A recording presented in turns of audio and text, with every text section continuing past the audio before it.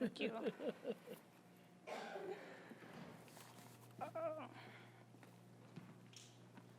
Thank you, everyone, for coming to listen to me as I talk to you about Ebola.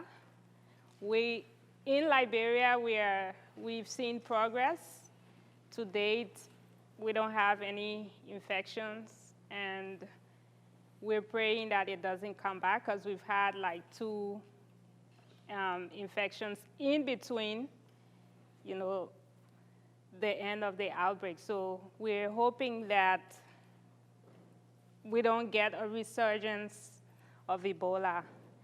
I'll talk to you today about Ebola and how communities came together, to fight the disease. Even though it was a confusing, disease, strange to everyone, but people found a way to sort of fight it, the way they knew best.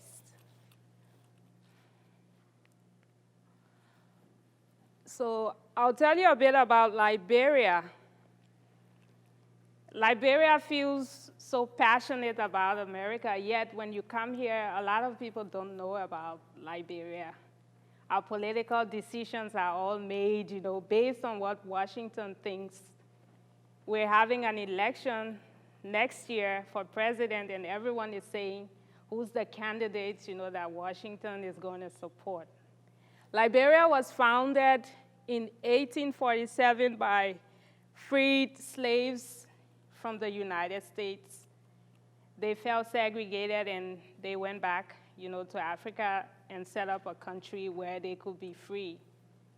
We've had years of civil war, 15 years of civil war, which kept the country back.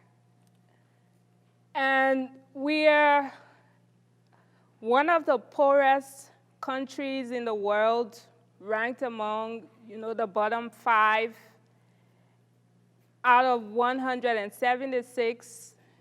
We are like 176 out of 179 countries on the 2008 UNDP Human Development Index. Our per capita GDP was US $132 in 2008, according to the IMF. Liberia is bordered by Guinea, Sierra Leone, and Ivory Coast.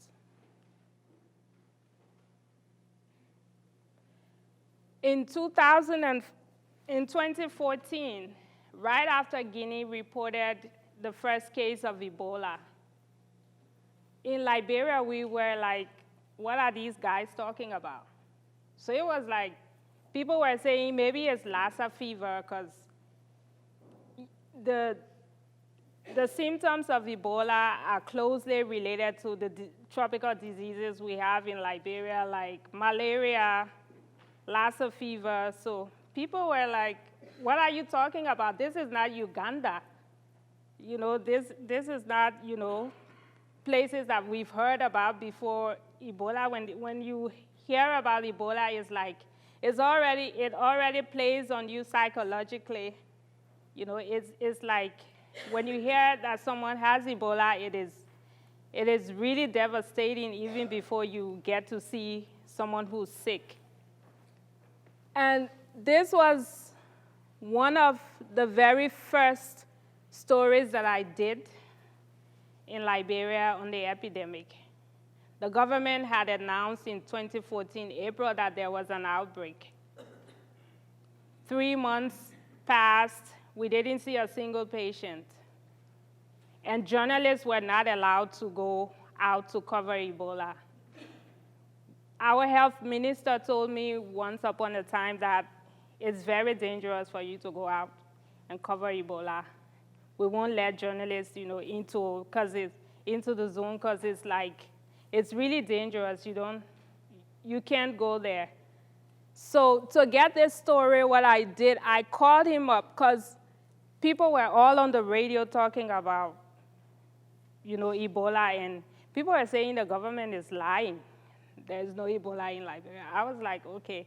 I called up the Minister of Health, and I said, I need to go and see whether there is a patient in Liberia. And he was like, are you sure? Do you think you can do this? This is really dangerous. You could put your family at risk if you dare to cover Ebola. I told him I will. And he said, you are on your own. If anything happens to you, I'm not responsible. So he gave me a contact person. And I called the person up, and he gave me a date when there was a burial. And I went that morning, and the 2 American missionaries that got infected with Ebola, I met them that very day. They were the very first volunteers who were treating people with Ebola. They had like a makeshift triage at the back of their hospital when everyone people in Liberia didn't really know what Ebola was at the time. In all my years as a journalist, I have had to do so many stories. I've broken stories on same-sex relationships, on human rights. I have never seen anything as big as Ebola. And Ebola was the most dangerous assignment that I have ever had, to cover.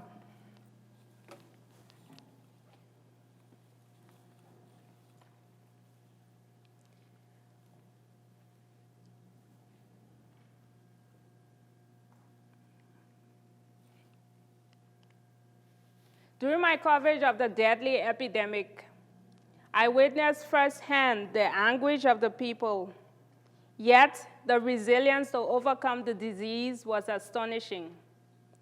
After neighboring Guinea reported the first case of Ebola in December of 2013, most people in Liberia, including those in government, did not realize that the severity of what a single case could do to a country, because none of us in the region had experienced anything like Ebola before. As Ebola spread into Liberia, an already dysfunctional health system was overwhelmed and could not handle the number of people who were falling sick to the disease. Corruption also being a major challenge in the country, many people doubted the government's, announcement that they had Ebola. Even journalists were saying the government, they're not telling the truth. There's no Ebola here. They just want money. They want aid money. So we were also guilty of sort of, not believing in the government because of the level of corruption that existed in the country. Many health workers who worked in the hospitals abandoned, their posts. Some of them refused to show up to work because it was really dangerous to treat patients, and they didn't have the necessary protective equipment to do it. So they would rather stay home and not show up to work. And this led many people to treat, their family members themselves. Just by, if they have headache, they'll just go to the drugstore, buy maybe paracetamol, buy some painkillers, give it to them, and they kept watching them. But then 2-3 days, this family member will start vomiting. They didn't know, they thought it was malaria. And everyone will start helping, to take care of them. And that's how the disease spread from one member of the family to the other until an entire household was wiped out by the disease. And one of the things that happened when Ebola broke out was that you couldn't bury, if you took your relatives to the hospital sick, and if they died, you would not see them again because the government claimed the body and they buried, the person themselves. And so some people felt that this was against, their traditional practices. So they hid the dead. Some of them told me I'd rather, my relative die at home and I bury them myself than to give them, out to the government to burn or bury somewhere that I don't know. So during the first few months of the epidemic, there are so many families who do not know where their relatives were buried. They have no, way to go to commemorate the dead. In Liberia, we have a special holiday to decorate your loved one's grave. And during that time, so many people just sat at home and because they didn't have a grave to sort of commemorate, the loss of their loved ones. So those were some of the challenges that Ebola brought. By June of 2014, the number of new infections soared from a single case emanating from Guinea to a total of 10 new cases and 8 deaths in 2 counties, Lofa and Montserrat, where the capital city, Monrovia, is located. July, August, and September of 2014 was dubbed the darkest moments of Liberia. The darkest moment as Liberia witnessed the worst Ebola outbreak in history. By June, we had only few cases, 8 deaths. 3 months later, we had thousands of deaths. By October, we were at 9,911 cases in Liberia, Guinea, and Sierra Leone, with Liberia accounting for 4,665 of those cases. A 200-bed clinic that was opened by the international community in collaboration with the Liberian government filled up the very day it opened. And people were lying outside, just the only thing you could do was to just pray that someone would die so you could get a bed.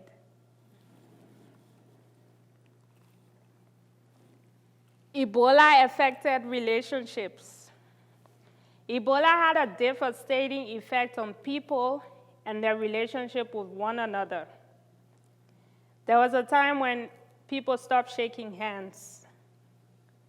No one could hug or kiss you on the cheek, because that's like the customary way of greeting. When you see someone you hug them, you kiss them, but people stopped doing that. And it sort of like became a new way of life, but you had to adapt to it because that was the only way that you could stay safe. And even in a group, if you're in a class and someone maybe said, oh, I have a headache today, I'm not feeling well, everyone became suspicious. They don't want to go around you.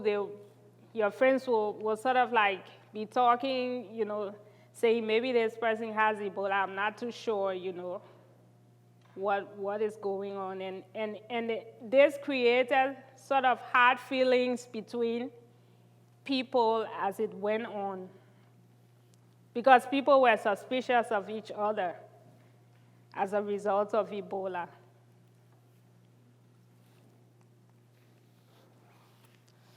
Stigmatization from the world. Liberians in and out of the country suffered a wave of global stigmatization during the Ebola outbreak. Every country in the world took steps to prevent people from traveling to the region, from exporting the disease. We saw in Nigeria in 2014, in July, the very first patient who went to Nigeria with Ebola was a government official. He had boarded, his sister had died from the disease, but because of the level of corruption in government, you sort of like, once you're a government official, you bypass all the rules. So he was able, even though he was sick that morning, he was able to get on an aircraft, go to Nigeria, and the Nigerian authorities were smart enough to sort of see what was going on. This guy wasn't well, because this guy was going to a meeting where you had heads of states of ECOWAS. And if he hadn't, if they hadn't sort of like seen it from the airport, no one knows what would have happened with millions of people in Nigeria. That would have been like a global catastrophe if it had spread in Nigeria. And when the case was announced in Nigeria, the entire Liberian government was on edge, because this guy had signed documents in the morning before he left. He had sort of shook hands with public officials. Even the president's office wasn't safe. And the entire country was sort of like, everyone was watching themselves, including people in government, to see themselves through the 21-day, to see if they didn't get sick. So it almost caused, an emergency in the government. It almost sort of, Ebola was so strong that it almost brought down the entire government. So it wasn't a disease like just an ordinary disease. It was so powerful.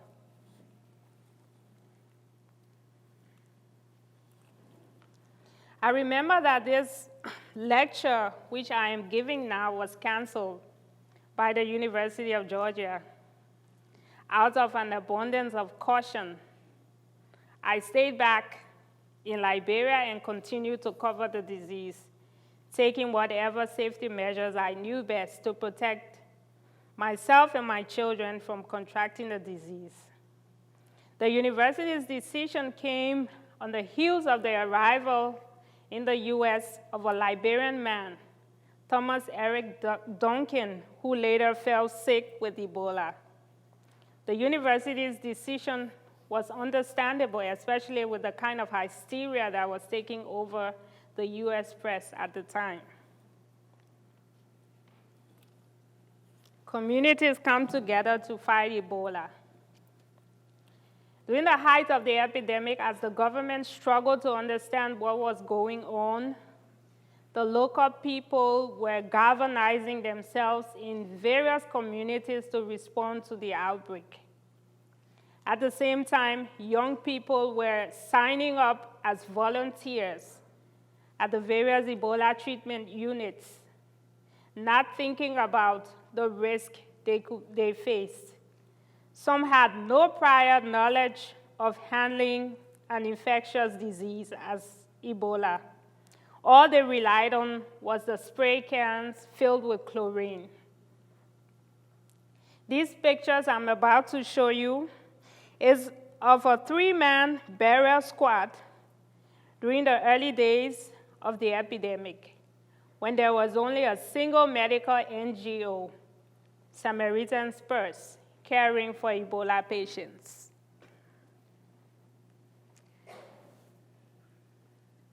This was someone who had walked into Samaritan's Purse, sick from Ebola, and they had kept him there overnight, monitoring the symptoms, because it was, a new disease, and they didn't have a way to treat it. And at that time, these guys were like the very first burial team in the country. And as you can see, they didn't even have the full protection. They were using plastic bags as face masks. And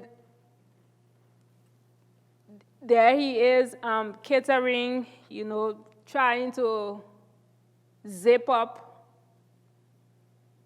the person who had died from Ebola and trying to secure him into the truck, into the van to take him away for burial. And this was a really dangerous, way of handling someone who had died from Ebola, because you had these spray cans, and they just filled them with chlorine, spray the dead body, and the water is spilling, from the bags. As you can see, this is not even a complete body bag. This is like plastic bag that they sort of makeshift body bag that they wrapped, the person in. And luckily, these guys, all three of them are still alive. And when I see him in Monrovia, the head of the burial team, I'm like, how did you guys make it? Because I was really scared when I watched them do this. And the head of the team was called Cartoon. He called himself Cartoon. And his duty was to safely bury Ebola dead bodies in the early days. And as I said before, as you saw in the picture, they did not have sufficient gear. They had a few spacesuits, personal protective equipment, and they substituted face masks with plastic bags in the early days because there wasn't enough to go around a three-man team. This was the dilemma of fighting Ebola in the early days. Sometimes when they would take bodies to bury, because they didn't have a special spot to bury people who died from Ebola, they took them to the regular cemeteries. And they were all dressed in their spacesuits. And people were afraid of Ebola, so when they saw them, they chased them out of the cemeteries and say, we don't want you to bring Ebola here. So what they did, what he told me, he said, I'm wearing this spacesuit. We're wearing this to just deal with the body. But then when we get near the cemetery, we will have to disguise ourselves, take off the spacesuits, and take the body in like a regular burial. So those were some of the risks that they took. And as I said, they're lucky to be alive. And some found images of the men in these spacesuits carrying the dead disgusting. But as I said, this was the reality, because sometimes you will get a call from people in government about, these pictures of Ebola that you people are taking and putting in the newspapers and online. They're giving our country a bad image. And we will be like, the only way for the world to know what is going on in Liberia is if we put out these images, about the truth about what is going on.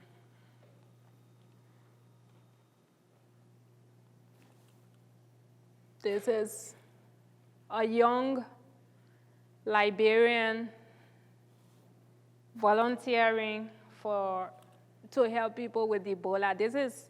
This woman is an Ebola survivor, and this was at one of the Ebola treatment units, and I took this picture back in 2014. She was about to be released from the ETU, and she had to he was helping her to wash off whatever residue that there was. True life stories. I'm going to share with you a few stories of people that I met while covering the disease. During my coverage of the Ebola epidemic, I came across so many children in despair because they had lost one or both of their parents to Ebola. Some, like this kid, felt the grief all around them, though they were too young to understand what was going on. They mourned the dead along with their older family members. She had lost her relative to Ebola, and as everyone was in pain crying, she also cried along with them, not having the slightest understanding of what was going on. There were so many distraught families, confused, not knowing what to do or how to grieve a sudden death of a loved one. It was just difficult to accept the grief and pain that Ebola brought. As a journalist, You are there to report the story. But some of the human tragedies led me to get involved at some point in grieving with these families. I met Aliyu Kane during one of my regular visits to the hospital in the suburb of Monrovia. At this time, families would gather in front of the hospital just to wait to hear news of their loved ones who were inside. And for 3 days, I saw this guy in the same clothes, with the same bag strapped around his waist. So I was like, why is this guy coming? Why doesn't he go home or something? And I was sort of concerned, why he was there. So I walked up to him, and because he would just pace, up and down in front of the gate. So I asked him, I said, why are you here? What's going on? And he told me that he had brought his wife. He had put her on the ambulance 3 days before. His wife was 7 months pregnant. He had put her on the ambulance, and he had followed them on a motorbike, and he saw as the ambulance entered the hospital, but since that day, he didn't hear from her. He kept coming, but there was no news about her. So I promised that I would help him go in and contact the hospital authorities to find out what was wrong with his wife. So I took the name of his wife, the first name, the last name, the age, everything. I took it into the head doctor. And I told her, I said, you have to look for this woman.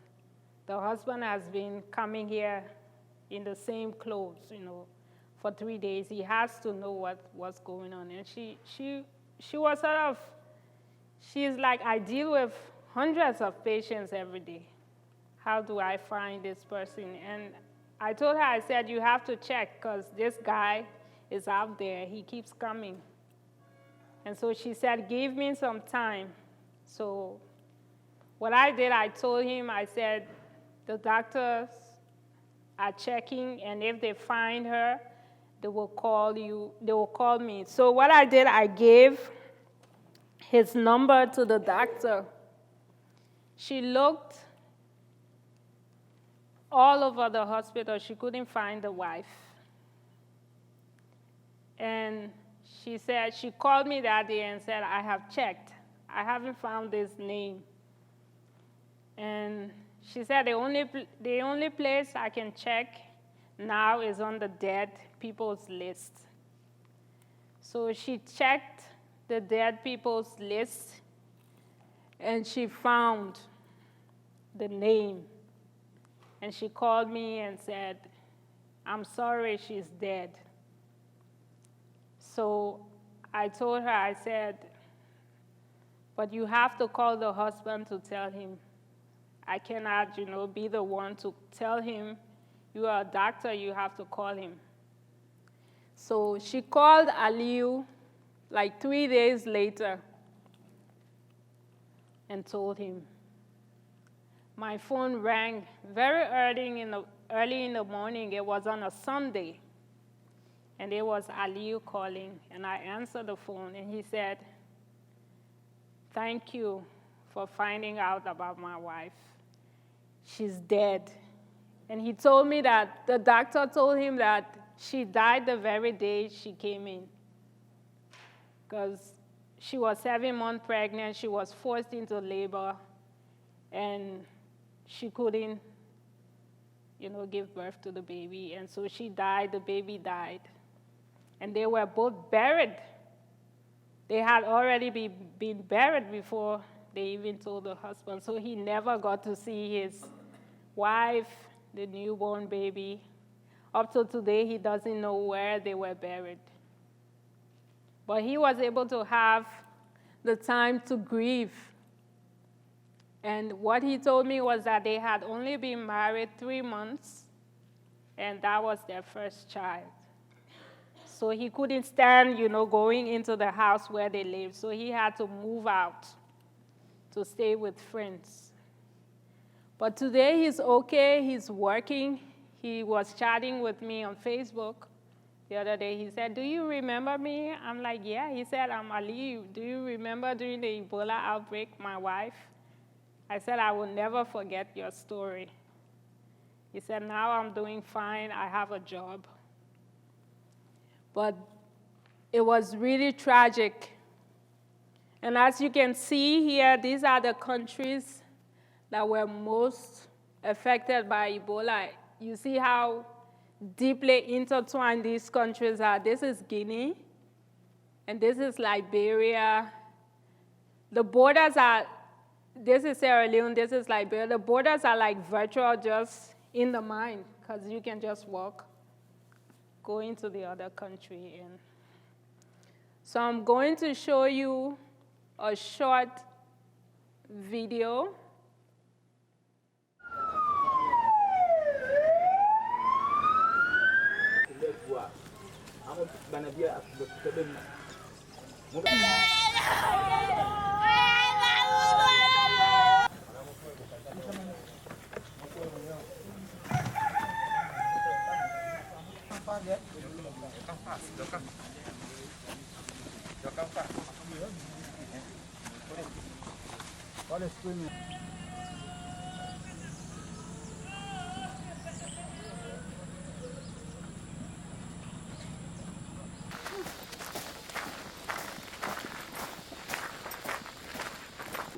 Our people pay deaf ear to what was happening.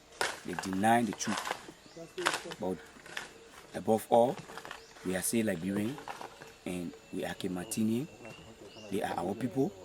We need the people to come for their aid.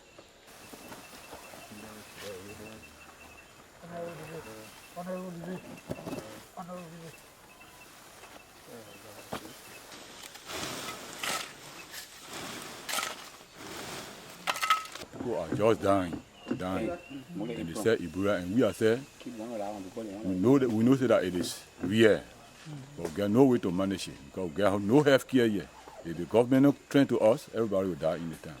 We can all imagine those early days when journalists swooped down and went into the streets and into the communities and took those pictures that were put on all the television screens all over the world. The dying, the sick, the dead who could not be picked up on time.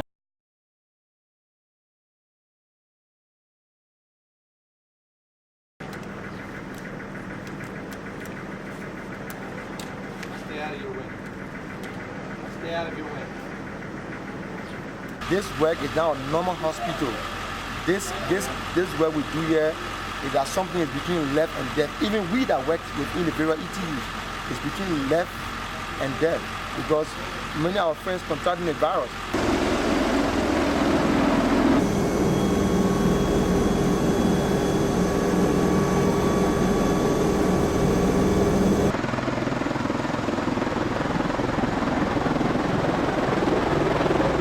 Together we can march into the future when Ebola has been defeated and we can say to each other, we did it. We won. We have excelled, we have exceeded. Thanks first to God and thanks to all of you. So as you saw in the video, those were people working, volunteering to help bury the dead. And in the early days, the president herself said it, that all those pictures you guys were taking and putting around the world, dead people being picked up in the streets.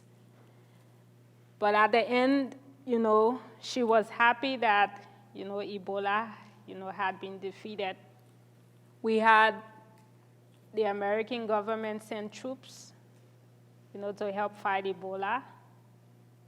and there were doctors that also volunteered, health workers, even though there was so much risk, but they came in to help. And today we have a good story. These are some pictures of sick people during the epidemic. These people were sitting outside, waiting, for hospital bed to be available in the early days. In this vehicle, there was a woman and her 3 children who were waiting outside of the ETU because there wasn't any space inside, but they died, all of them, in the car. The son was lying on her lap. He died, she died, the baby died, all of them. These people are all sitting, waiting for someone to die before they could get a bed. And this little girl, her mother was helping to treat the guy, the lady who transmitted the disease to the guy who came to America, Thomas Eric Duncan. So this was the community. And that day, she went to fetch water, and when she came back, she heard everyone crying, and they told her that her mother had died. And she was grieving. But today she's in school. I met her. I went to find her again before I came to America, and she's in school. She's doing okay. There was so much despair during Ebola. And sometimes the suffering was so much, it was so hard to bear. The status of Ebola today is that we have no confirmed new case, and the World Health Organization on December 29 declared the human-to-human transmission of Ebola over. To date, there has been 28,601 confirmed Ebola cases, probable, suspected, and confirmed in Guinea, Liberia, and Sierra Leone, with 11,000 deaths. The WHO stated on January 6 in its situation report that the majority of these cases and deaths were reported between August and December of 2014. So you see the short span between how many people died in the region. And people had the right to be afraid, of Ebola because it's a deadly disease. The death rate in the early days was 90%, meaning if 10 persons had Ebola, 9 would die, and there would be only 1 survivor.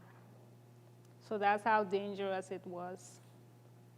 But I covered, and I'm here today.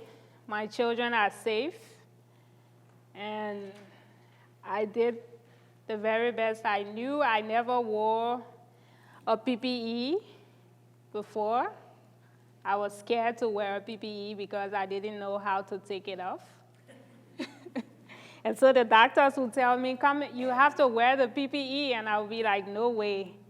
I'll just wear my boots, my long sleeves. I had the gloves, the chlorine in the back of my car, and that's how I move. I parked my car far away from the health centers. I just walked there with my camera and made sure that whenever I came back, I took off, everything that had to do with Ebola. And I was able, to cover the epidemic. Even at times, I was worried because I kept counting 21 days. My 21 days was never over. I counted every time I covered, I counted, You know, even if I had a headache, I would be like, I hope this is not Ebola. But I'm happy that I survived. Because a lot of people were shying away from covering Ebola. It was really deadly. Even in my newsroom, they would rather cover any other beat. I was editor at the same time. I was a full-time reporter. Because I had to get the story. I couldn't wait, you know, for someone else to put their lives at risk. Even my bosses would be like, you know, when I covered Ebola and I brought a chip from my camera and gave it to them, they would be like, hey, just download the pictures. I worked with some international colleagues that covered, that wore the spacesuits, and they would be like, it's really hot in here. What I did was that before someone enters the ETU, we sort of like, you're here, and I'm sort of like 3 feet away. I interviewed you, talked to you, and asked you, how are you feeling? What are the symptoms that you have? And they talked about it. And that's how I did it. I wanted to have like the person-to-person interaction, you know, with those who were sick from the disease. And there was a guy in Monrovia that I met at a program, and he came up to me. He said, do you remember me? I said, no. He's like, you interviewed me. The day you interviewed me, the next day I came down with Ebola. He said, I'm a survivor. I'm like, whoa. So this was really dangerous, because you're standing talking to someone you don't know sometimes. But if I knew that that person was sick, I just gave them 3 feet. Because you know when you're talking, the saliva might, you know, jump. And so I was aware of that. And so but I had to talk to real people. I couldn't depend on what the government was saying. The communities are doing okay. It's like any situation, any difficult situation, people find a way to move on. Like when I was here in New York in 2012, there was Hurricane Sandy. Today, New York they don't even remember, unless. So the human, you know, the way that people overcome, you know, these tragedies is amazing. I worked with a lot of the journalists who were writing, and I also covered for the Associated Press. And I knew what was on the ground, how it was happening. And I think everyone, you know, they had, you know, to sort of, that's how we also pushed, you know, the government on the ground. But sometimes I was like, hey, you don't get Ebola by just sitting beside someone who's sick, who's in a long sleeve, or just by talking, you know, to someone. But sometimes in many situations you get it. People get scared, you know. And so the media picks up a story and we run with it and we weigh all the sides of it, how it's going to affect the society. So that was the same thing. And Ebola was really dangerous. Just a single case could set a whole nation, you know, on its feet. So you had to do everything, you know, to sort of protect people. If it means telling them that in, you know, the abundance of caution, you are not going to bring a Liberian journalist to talk to them, I think it was better that way. Yeah, I think the more cases we got, that's why I said the images also played a role in how people came to understand Ebola. Because when the government started to tell us there is Ebola, people didn't believe it. So we said there has to be images to go along with what you're saying. You know, if someone has died from Ebola, people have to see, you know, that someone has died. So once they see it, and then they begin to relate to those images and begin to take the kind of precaution that the government is telling them to take.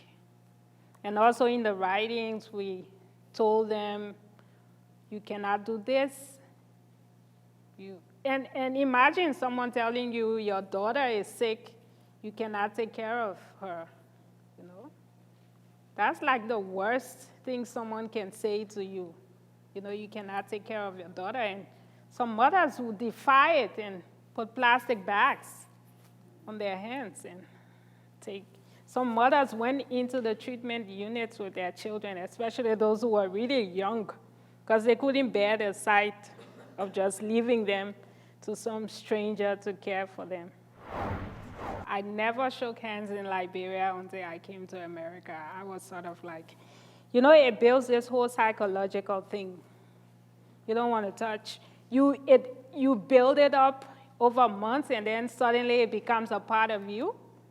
But then there are people who will come and say hello and show their hands, and you'll be like, and then what they will tell you is like, Ebola is over, come on, let's move on. And so but when I was back in Liberia before I came here in August, people started to shake hands. And the new thing they did this. So even if you don't want to shake hands, you had to just do this. And sometimes they would do the foot. So they developed new ways, you know. As people were dying, and my very first coverage of the disease, and these 3 men who were like the only people who were picking up dead bodies at the time. You know, I was like, if these people can sort of like do it, you know, why can't I? And then the suffering of people every day. And I kept going. I remember there were times when I came home, because my daughter, she is 7 now, and she will come. She likes to hug. And so I will make sure, I'll tell her, don't hug me, I've been to an Ebola zone, don't hug me. And she will like want to hug me, and she understood that. I remember one of my stories was running on either CNN or Al Jazeera, and I was like, those are my pictures. And she's like, she just said to me, oh, Ebola queen, you like to cover Ebola. As small as she was. But the feeling, you know, that you have, and for many of us who covered the epidemic in Liberia, who really vigorously covered it, we had, you know, it was like after the transmission slowed, we had this psychological problem. We had nightmares. Like one of my friend reporters, she's a freelance, and 2 of them, we were chatting, and she's like, you know, is it happening to any one of you? I'm feeling, you know, I'm tired, you know, there's so much fatigue. I'm like, I'm feeling the same thing, and we were all sharing. And we're like, it's like we've been affected, you know, by all this, you know, this tragedy that we've witnessed. Because whenever there is a disease, you know, there's an outbreak, we'll just run there without thinking. And we wanted to find the source where, you know, it started. And so it became a part of us. And I'm happy also that the disease has slowed, because it was having an impact, you know, on families, on communities, on the relationship. I'm happy that it's okay now. Thank you.